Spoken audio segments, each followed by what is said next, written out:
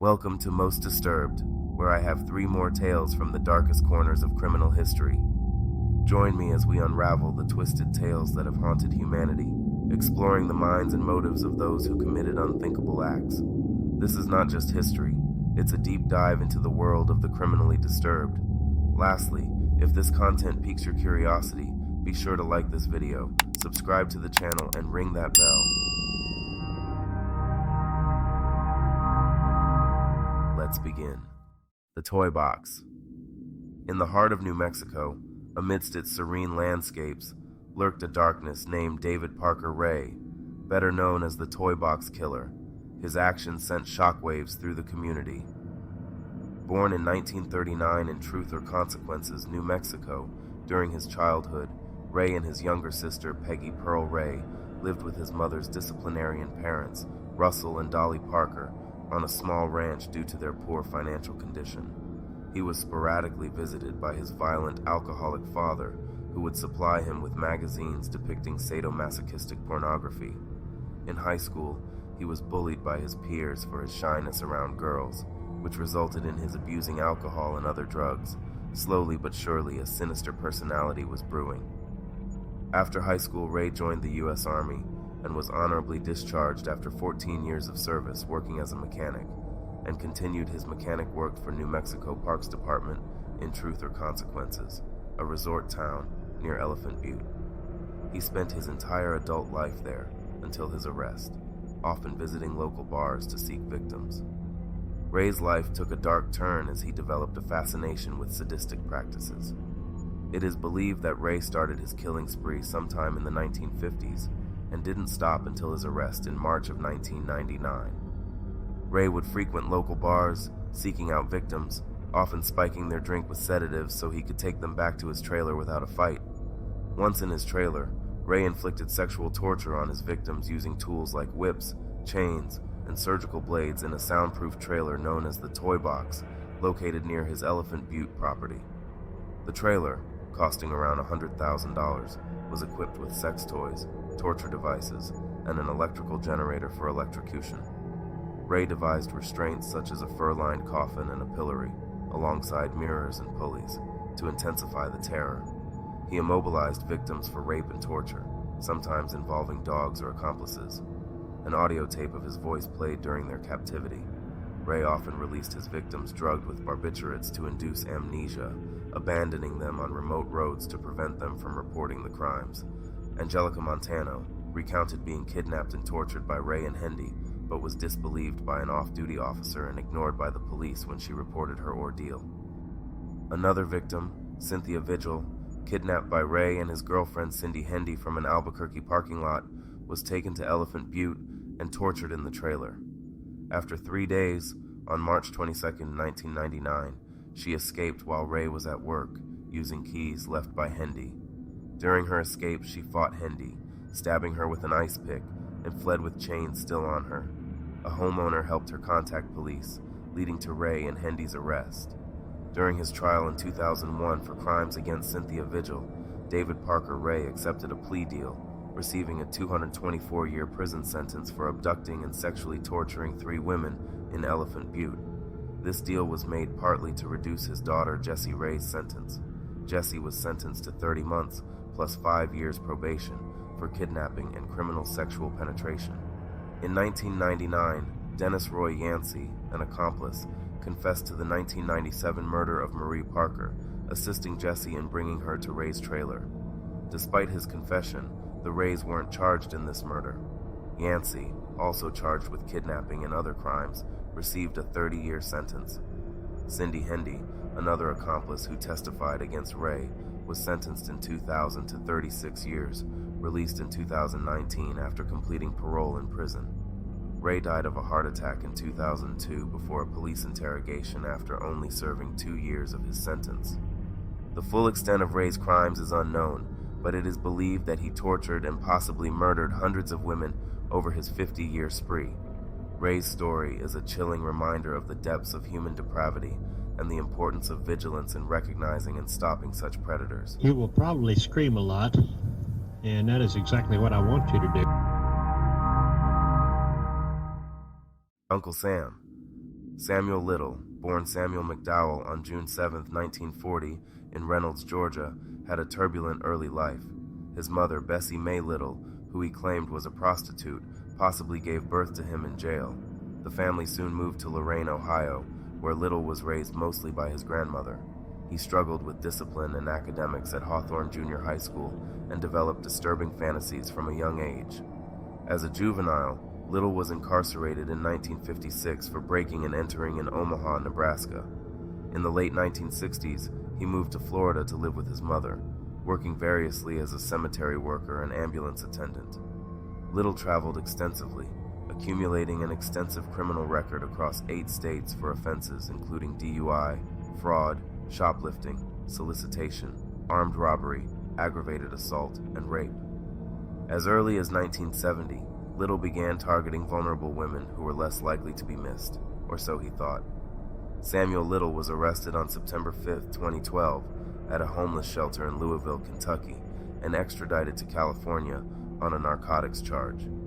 DNA tests linked him to multiple cold cases in Los Angeles. Charged with these murders on January 7, 2013, in Los Angeles, police later investigated Little for involvement in approximately 36 additional murders from the 1980s, including reopening the Lapre murder case in Mississippi. In total, Little was tested for his connection to 93 murders of women across various U.S. states. Samuel Little began making his extensive confessions in 2018. His confessions came after he was already serving life sentences for murder, and they were initially elicited by a Texas Ranger who was investigating unsolved cold cases. Little's confessions were notable not only for their number — he claimed responsibility for over 90 murders — but also for their detail, as he provided specific information about his victims and the circumstances of their deaths, many of which were subsequently corroborated by law enforcement. His confessions continued for some time, aiding in the resolution of numerous cold cases across the United States. Little was convicted of 8 counts of first-degree murder and was sentenced to 4 consecutive life sentences without the possibility of parole. Officially charged with 8 murders, he has 60 confirmed victims, but his true number of victims is likely in the hundreds. Samuel Little's sinister legacy highlights the vulnerabilities in the criminal justice system and the tragedies that can occur when the marginalized are overlooked.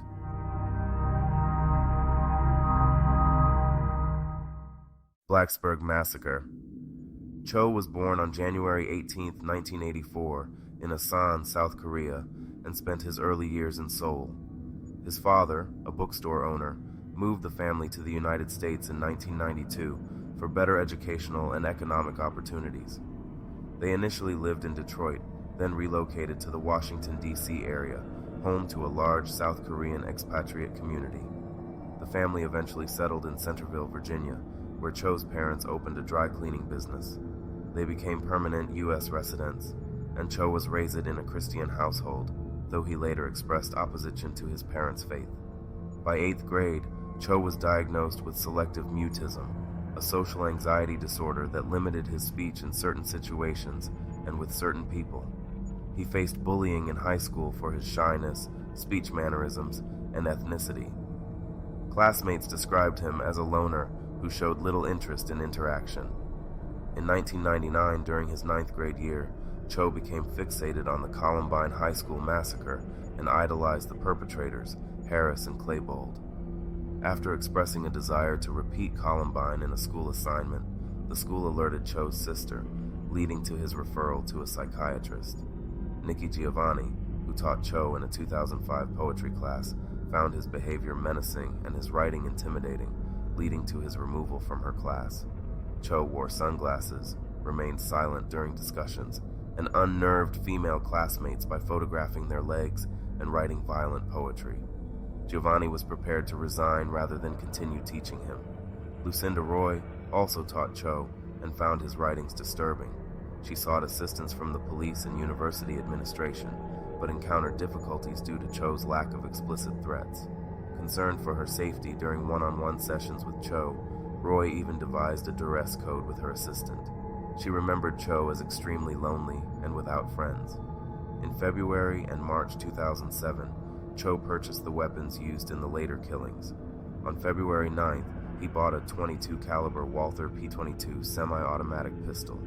Cho passed both background checks using his U.S. permanent residency card, Virginia driver's permit, and a checkbook showing his Virginia address. He waited the required 30-day period between purchases. Cho successfully completed these purchases because he did not disclose on the background questionnaire that a Virginia court had mandated outpatient treatment for him at a mental health facility. On April 16, 2007, around 7 a.m., Cho began his attack by killing 2 fellow students in the West Ambler Johnston Hall, a dormitory at Virginia Tech. Forensic evidence linked Cho to the scene through a blood-stained shoe print and bloody jeans found in his room. After the initial killings, Cho returned to his room to rearm and mailed a package containing multimedia and documents to NBC News. Around 9:45 a.m., he moved to Norris Hall, a classroom building, where he killed 30 people in about 9 minutes. As police closed in, Cho committed suicide in a classroom. He was identified by matching fingerprints on the guns to immigration records. Forensic evidence later confirmed that the same gun was used in both the Norris Hall and West Ambler Johnston Hall shootings. Witness Trey Perkins noted Cho's complete lack of emotion during the attack. Ballistics tests confirmed that Cho used a Glock 19 pistol in the attacks at both West Ambler Johnston Dormitory and Norris Hall at Virginia Tech. He fired over 170 shots, as evidenced by at least 17 empty magazines found at the scene. Additionally, Cho had practiced shooting at a firing range in Roanoke, about 40 miles from the campus, in mid-March. This preparation indicated that the attack was premeditated, planned several months in advance. Cho committed suicide as police breached the building. He was later identified through fingerprint analysis that matched the prints on the guns used in the shootings with his immigration records. This act brought an end to the deadliest school shooting in U.S. history at the time. The immediate impact was profound grief and trauma for the Virginia Tech community. The university held memorials and counseling sessions to support students and staff. The incident united the community in solidarity and mourning. The Virginia Tech shooting remains one of the deadliest mass shootings in U.S. history and continues to influence discussions and policies regarding public safety, mental health, and gun control.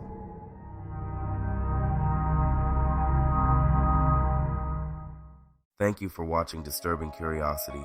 We've journeyed through 3 more of the darkest narratives of criminal history, from a trailer-turned-torture chamber to the reason why we should be polite to the quiet kid. If you enjoyed this episode of Most Disturbed, be sure to check out the other running series on the channel. New uploads every Tuesday, Thursday, and Saturday night. If you're intrigued to uncover more about the criminal mind, stay tuned and share your thoughts in the comments below. Lastly, don't forget to like, subscribe, and hit the bell icon for notifications, and I'll keep the content coming for you curiosity seekers.